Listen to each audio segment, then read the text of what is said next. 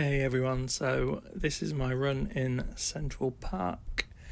If you remember or saw one of my old videos, I'll put a link to it above. When I ran the High Line in New York the year before this, I said at the start about spraining my ankle in Niagara Falls, and I ran the High Line as a little test on my ankle, but it was no good, and then I slipped on it again when I was in New York, so I couldn't do this run, and this was a big goal of mine to run in Central Park long before I could run when I was a teenager. So I was really gutted that I didn't get to run it, but on that video I said I will make sure I go back to New York just to do this run, and sure enough, this is the run. I can be stubborn with things like this. I'll try and guide you through. Central Park is, if you've not been, it's bigger than you imagine, and I know you imagine it to be massive, but it's even bigger than that. It is just ginormous. Central Park, based on Birkenhead Park, would you believe? And if you don't know, Birkenhead is not a particularly nice area, but I used to work there, and I used to walk through that park a lot, and Central Park is a lot nicer. But I'll try and point out little things here and there, mainly from the internet.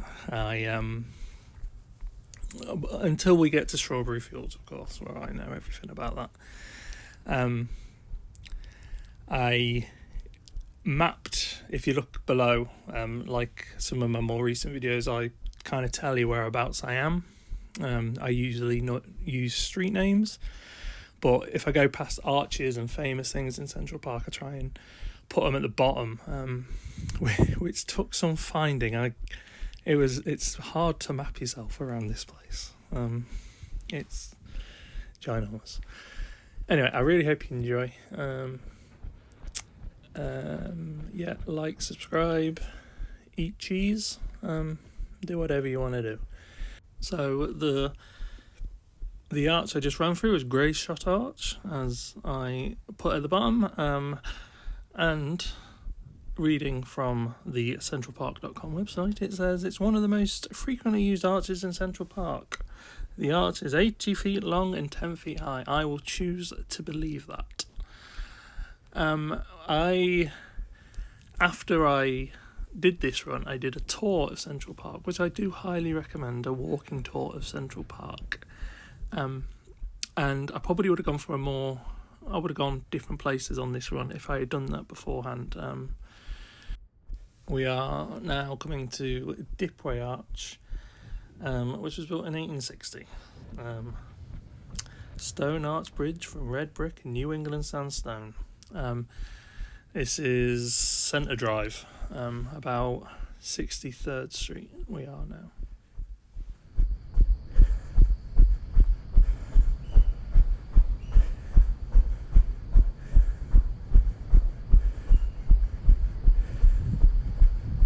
Where I came into Central Park, the entrance I came in, that's basically where I was staying. When I stayed in New York before, I got a really nice hotel near Madison Square Garden, and for relatively cheap, but this time I had to stay in the YMCA. And if you don't have, a lot of money and you are wanting to stay in New York, I know the YMCA probably, certainly in England, they mean different things than they mean in America, but it's just like a little hostel, and you've got individual rooms, and I do recommend it, because you're literally on Central Park. You ain't going to get a hotel any closer to Central Park for that price, and you can get individual rooms. But yeah, just a little thing, if you are a bit iffy about staying at the YMCA, I was as well. If you're in New York, you are not going to be in your hotel much. You shouldn't be being in your hotel much. You should be out. You only really need a bed. So if you can't afford the luxury of a hotel, then I do recommend that YMCA, mainly for the location. You are literally on Central Park.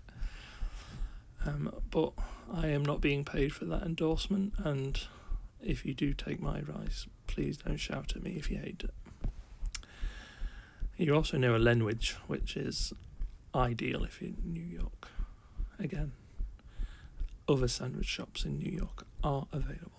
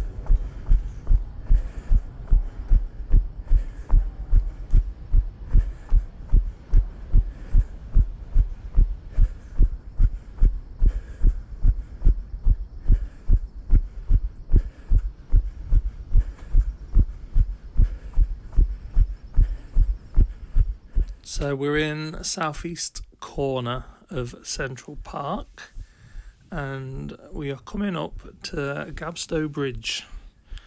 And the website says, offering one of the best views of New York City skyline, built in 1874 and designed by Jacob Raymold. But, as more commonly known, this is in Home Alone 2. You probably won't get it from this angle, but when I turn right, and hopefully I turn back, I'm sure I do, it's the bit in the film where he first sees the pigeon lady, he being Kevin McAllister, that's right. I was going to call him Macaulay Culkin. And also at the end where he has the turtle doves and he runs. They do the Christmas morning and they got all the presents, and if you look straight ahead, that's the Trump Plaza where he stayed as well in the film, where he runs to the pigeon lady and gives her the other turtle dove. He runs along here. This is where you see him running. But yeah, this is a fairly infamous scene, and the bit where he gets his foot stuck, that's just to the left of me. That's the Trump Plaza, the big building ahead of me. Where am I looking? But yeah, there you go. That view of Gapstow Bridge, you might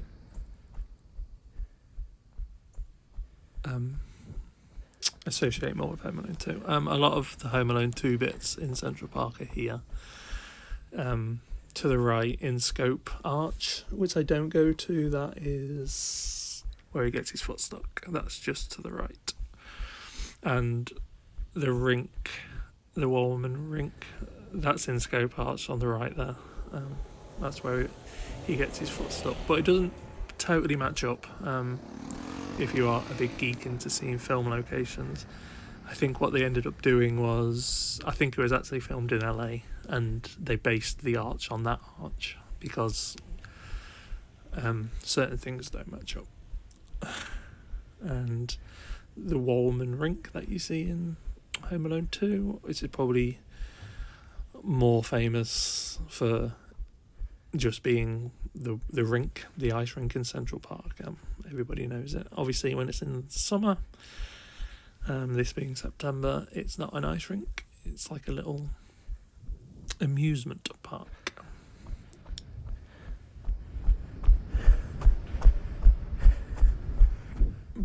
But being here, when I was here the year before, this is where I got to. And I was like, why am I walking in Central Park? It's always been one of my goals to run in Central Park.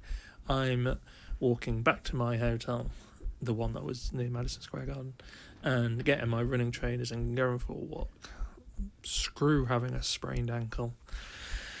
It was really nice the day I made that decision. It was really hot, and everybody was running. Everybody runs in Central Park, and I was, look at the size of that building. Yikes. And then I marched back to my hotel, and I just got out of Central Park, and I slipped on the curb on my sprained ankle and made it 20 times worse. And the dream was over. Then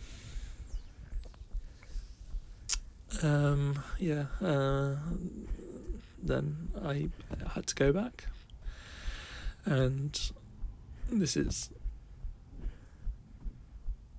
me going back and running. And I did want to go back to that area because that's where I made the choice, the fateful choice of marching back to my hotel to get my running trainers. Anyway, that was just a side bit. One of the other videos I made when I was in New York the year before, which is 2018, the year before. This was 2019. I'm now recording it or voicing over in 2020. I did the John Randall Jr. bolt, which I found fascinating. I don't think anybody else does, but it's a location, if you know, you're not really meant to say, but it might be near this area if you do want to see it. So the New York's in its grid, as we know. The streets it's all in lines, just a grid system of New York City. The guy that designed it, John Randall Jr., put in the original bolts to grid it up, and there's not many left, but one of them's in Central Park. Very infamous and historical, and I thought it was fascinating. Again, I don't think anybody else did. Oh, the Christopher Columbus Monument. The year is 2020. Who knows if it will be there in the future? I don't really need to tell you who Christopher Columbus is, but these two gentlemen are both Scottish poets. This is the Literary Walk in Central Park, and so Walter Scott was 1872 and Robert Burns was 1880. The monuments were put there. So a long time for New York. Well, a long time for America. Everything's new in America. And this geezer is Fitz Green Halleck, who's an American poet, and he was put there in 1877. Again, this is the Literary Walk, so there's a few statues of famous authors and poets. It's very peaceful, very nice. Again, I did that walking tour of Central Park after this, and the statues and the monuments I see on this run aren't the best ones. The walking tour went through a lot of the different ones, and I missed a lot of the good ones, unfortunately. Who knows, I might go back. I've been to New York twice, and I've only done the bottom half of Central Park. Forgive my ignorance for not really knowing those poets and authors. I'm more into 20th century literature. But wait until I get to Strawberry Fields. I know a lot about that guy. So this area is deemed the Central Park Mall, one of the walking areas, and also all walking areas, I guess. But on the right is Naumburg Bandshell, where lots of orchestral performances take place, and you see people sitting along this little stretch here. But this is known as the Central Park Mall, I believe.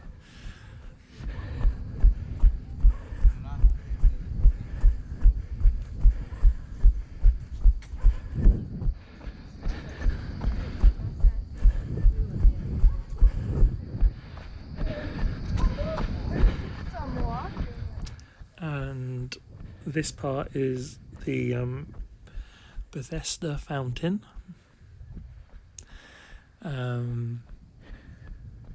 Very famous. You probably recognise it.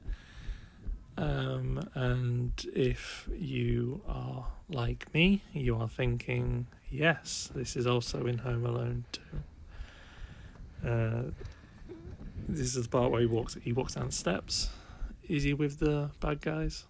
I think he's with the bad guys. It's a long time since I saw that film. But yeah, a very famous part of Central Park. The fountain is very iconic.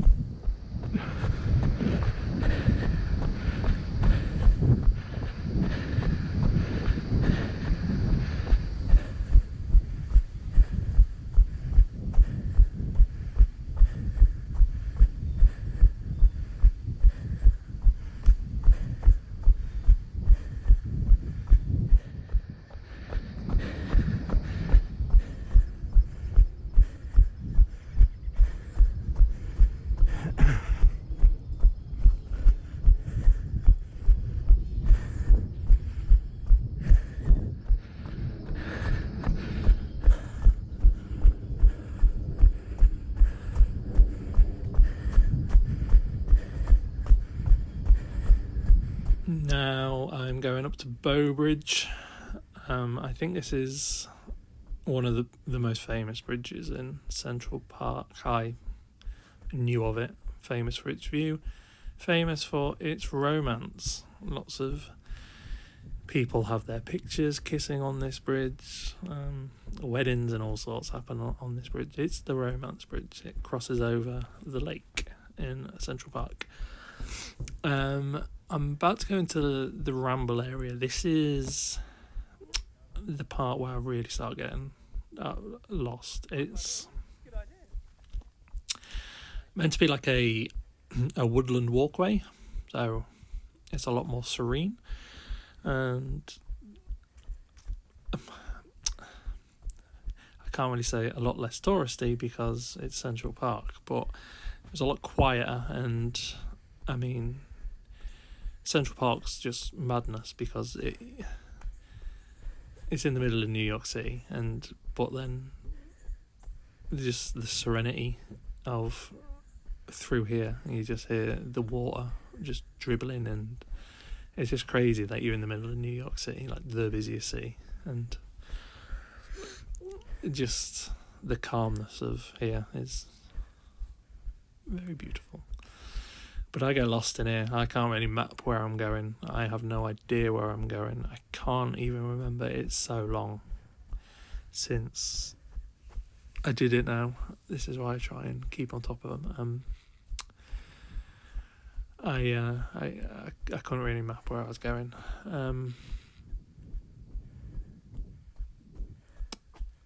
There's a couple of homeless people in that little shelter. One of the things in the tour, I didn't realise how strict it was about not being in Central Park at night. It's like, it has a curfew, you're not allowed in at a certain time, and it's very serious if you get caught in Central Park after hours. It's criminal offence. They mess about if you're in Central Park. Anyway, I'll leave you in the ramble area, the woodland walkway area of Central Park. Yeah, just enjoy the serenity.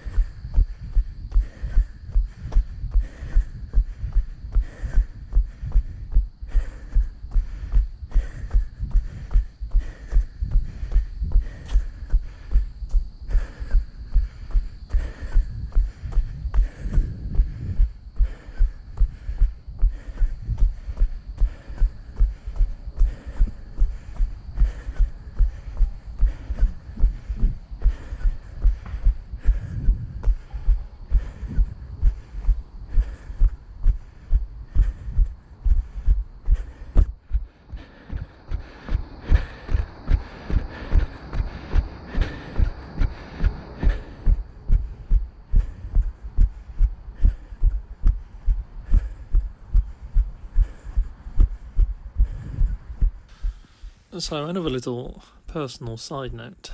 I was trying to map where I was for a bit of clarity. If you're watching along, just trying to imagine where I am and stuff, just to follow it along. At this point, I had no idea, because I'd just been in that ramble area, and I just didn't know. And then randomly, I was trying to map it on like Street View, and I just put, I'm roughly here, and just dropped the little cursor, and I was bang on, like here. And I thought, oh, this is going to take me about half an hour to find out where exactly I am. I randomly pinpointed exactly where I was, so minor victory. So back into one of the roads leading around, and at this point again, it's so long since I did it, I can't think what I was trying to find, because I end up near the castle here. Oh, there it is. I didn't notice it. I certainly didn't notice it when I was running, and I didn't go anywhere near there.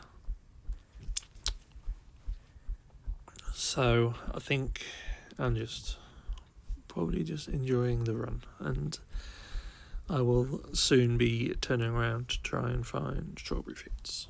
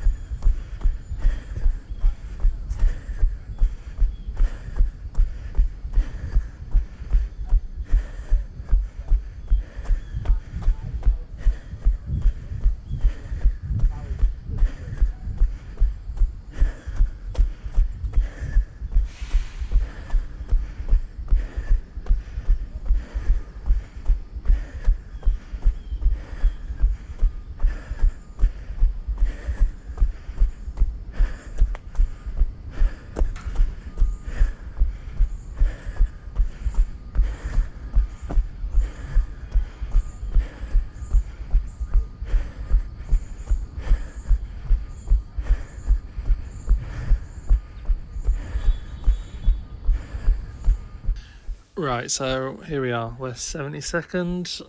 Imagine the John Lennon Monument, Strawberry Fields. I did a video to this, I'll put a little link up. Well, what can I say? John Lennon. John Lennon was shot December the 8th, 1980, outside of his flat at the Dakota building, which I will run to any second. He was a big fan of New York City. He lived there from 1975, where he retired to bring up his son Sean. He lived there with Yoko Ono. There being here, I'm about to get to the Dakota building. It's that big Gothic building on the right. It's pretty damn cool. There we go. Again, I did a video. I walk up a bit closer on the video that I linked. John Lennon had retired in 1975 to bring up Sean. He then made a comeback in 1980. He did the Double Fantasy album, which included hits as Just Like Starting Over, Beautiful Boy, and Woman. He was in the studio recording on this day. I can't overly think of the recording studio off the top of my head, and anything Beatles related I shouldn't have to Google. I think it was the power plant, but I could be mistaken.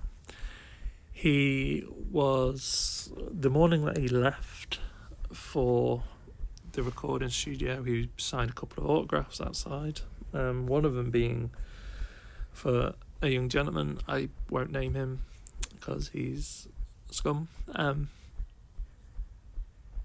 and that gentleman was there to kill him. He didn't kill him at that point. He couldn't go through with it. He waited around all day, and John Lennon returned very late at night, and was shot several times. And as he was lay dying, the chap just calmly got out a book, Catcher in the Rye, and started reading it and waited for the police to capture him. To this day, there are many conspiracy theories and theories of what happened.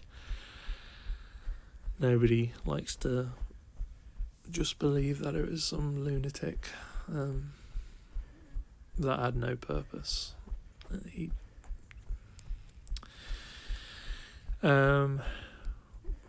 Why he did it, nobody knows. He wanted his fame, he was told to do it, etc, etc.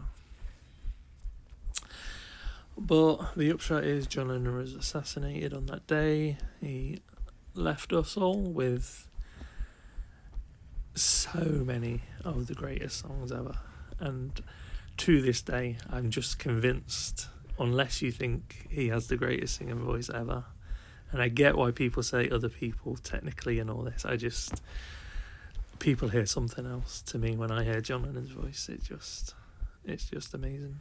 The Beatles are the best.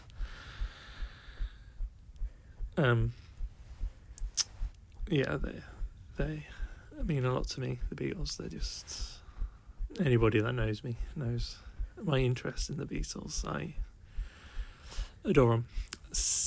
Their first album, most impressive album, always get told off for banging on about the Beatles. Their first album was 1963. Their last album was recorded in 1969. 6 years. 6 years. 200 of the greatest songs ever in 6 years. What? What? That's insanity. Anyway, I will shut up. It's a beautiful little space, Strawberry Fields. Very biased. It's my favourite place in Central Park. It's a place I wanted to go since I was a teenager. I was fortunate enough to go there in 2018 and 2019, but it's really beautiful. This will be really early morning.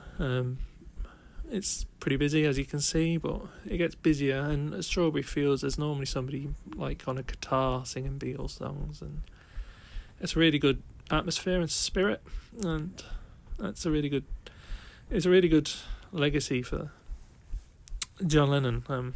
If you go into Central Park and just people laughing and smiling and singing, I think that's like an awesome thing to leave behind. And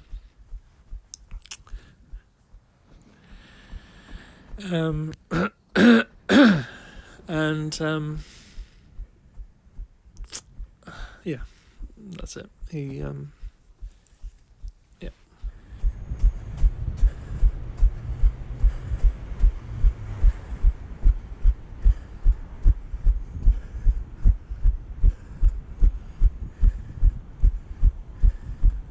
So that's about it for the video. I'm just heading back to where I started. Unfortunately, obviously, doing this voiceover in the year 2020, I certainly won't be going to New York this year. It's an awful year. I know everyone's having a horrible time. I've only got 2 videos left to do now. I do the Brooklyn Bridge to Central Park. I go to the where I sprained my ankle again. Another personal victory. And then I've got Boston. But my travel's obviously stopped now. Coronavirus. I might go into a few more details why, like, I'm personally having to be more careful because of asthma and stuff. But I might do some other stuff, and I might do a video addressing something. Might not. And this is a little map, my little details from this run. There we go.